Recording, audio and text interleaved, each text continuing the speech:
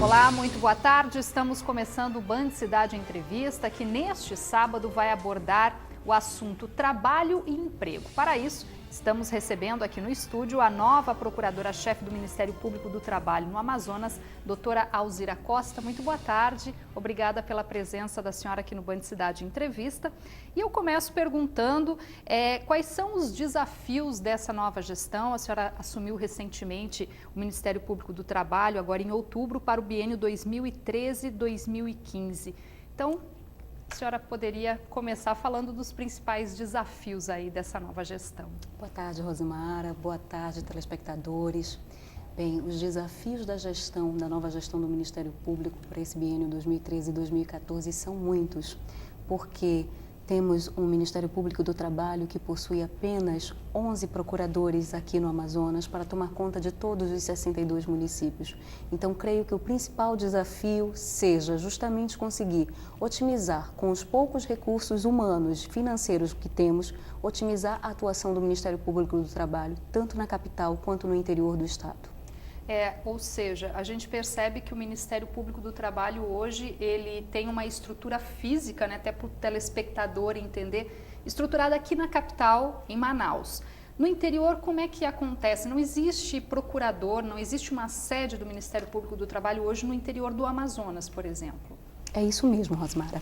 Infelizmente, nós só temos uma estrutura física com procuradores lotados aqui na capital do Amazonas. A Procuradoria Regional do Trabalho da 11ª Região abrange os estados do Amazonas e de Roraima. Temos 11 procuradores aqui, lotados em Manaus, para atender todos os 62 municípios do estado do Amazonas, e temos 2 procuradores lotados em Boa Vista para atender as demandas daquele estado de Roraima. Então, só temos estrutura física na capital. O atendimento do interior funciona na medida em que as demandas nos são postas.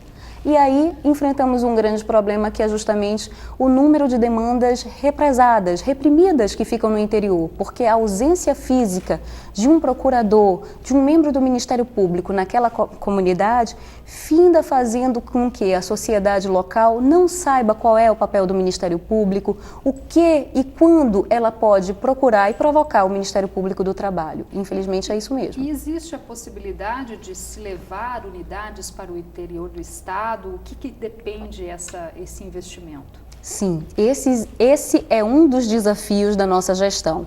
Inclusive,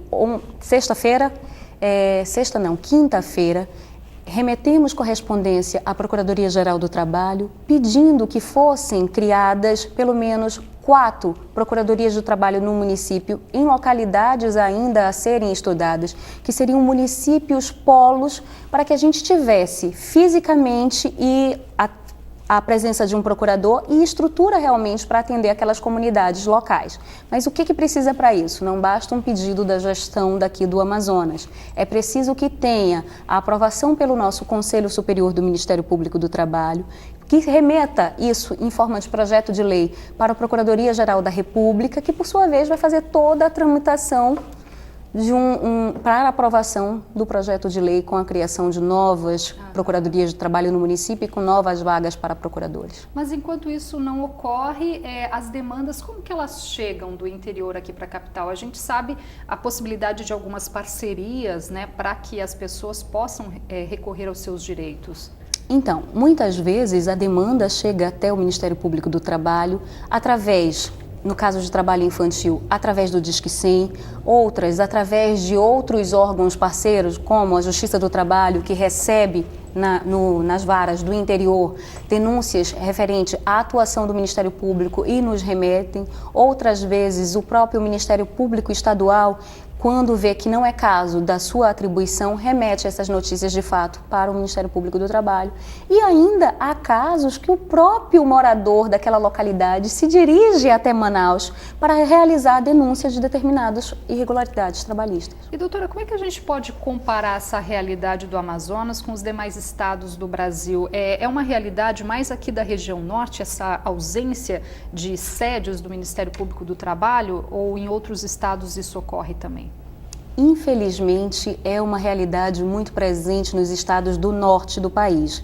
Como exemplo, citamos outros estados que não possuem nenhuma Procuradoria do Trabalho no município, como é o caso do Amapá, como é o caso do Acre e do Amazonas, por exemplo, que não possuem nenhuma Procuradoria do Trabalho no município, em que pese serem estados extensos.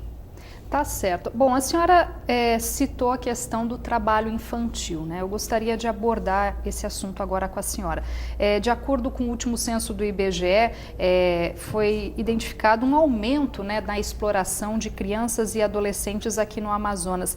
Como que o Ministério Público do Trabalho vem atuando nessa questão do combate do trabalho infantil? Principalmente no interior, que eu imagino onde é o principal problema. Então, é preciso, Rosimara, fazer um esclarecimento no que diz respeito a esses dados do censo de 2010 do IBGE. A análise fria dos dados nos leva a que houve, no Brasil, uma redução do número de crianças e adolescentes em situação de trabalho. Mas analisando especificamente essas estatísticas, considerando o aumento da população e outros fatores, foi observado que o estado do Amazonas foi o único do Brasil em que, na realidade, a redução numérica não equivaleu a uma redução do quantitativo de crianças e adolescentes, e sim um incremento no número de crianças e adolescentes em situação de trabalho. E para combater um problema que é multifatorial, o Ministério Público do Trabalho tem também uma ação que tem que ser segmentada em vários enfoques, por assim dizermos. Tem que ter um enfoque repressivo, qual seja, retirar aquela criança e aquele adolescente que estão em situação de trabalho. Tem que ter um enfoque preventivo, que é justamente o que? Levar a sociedade a problemática do trabalho infantil e a importância que ela tem na manutenção dessa realidade, levar a própria criança que muitas vezes desconhece que aquela situação que ela está envolvida por uma questão de vulnerabilidade econômica, por uma questão de vulnerabilidade social, vai trazer um prejuízo muito grande para ela, não só agora, durante o presente, mas também no futuro. Então, assim, basicamente são ações preventivas e repressivas. Nas ações preventivas, o que se destaca? Se destaca a elaboração e implementação de políticas públicas junto com aqueles atores sociais responsáveis pela implementação realmente dessas políticas. Aqui em Manaus, especificamente, o prefeito Arthur Neto assumiu o compromisso, junto ao Fórum Estadual de Prevenção e Erradicação do Trabalho Infantil, o compromisso de zelar de uma maneira mais específica, mais incisiva pelos direitos da criança e do adolescente. Dentro desse compromisso, no que diz respeito especificamente à erradicação do trabalho infantil, o que ele vem adotando? Diversas medidas no sentido de que possamos, nesse momento, criar ações para conseguir retirar as crianças de situação de trabalho, uma situação que é bem evidente, a sinaleira.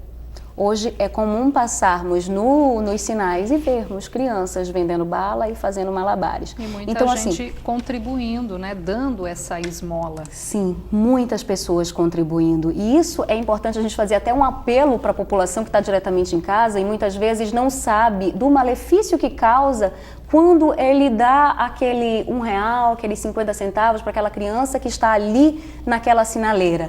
Ela está privando aquela criança de ter uma infância, de ter o desenvolvimento psicossocial adequado para que ela consiga ser um cidadão realmente com o desenvolvimento de todas as suas capacidades plenas.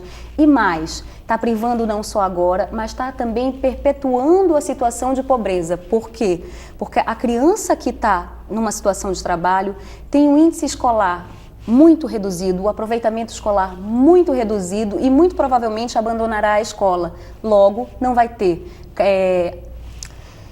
vai ter profissionalização adequada para que venha a ocupar um posto de trabalho que lhe permita uma maior remuneração no futuro. Então, a pessoa que está dando R$1, 50 centavos, R$2 ou até R$50, como eu já vi, R$50? Sim, até R$50, ela não está cumprindo o seu papel, pelo contrário, porque é muito cômodo para mim, Rosimara, falar, vou dar esses R$2 e eu fiz o meu papel enquanto cidadão, muito pelo contrário.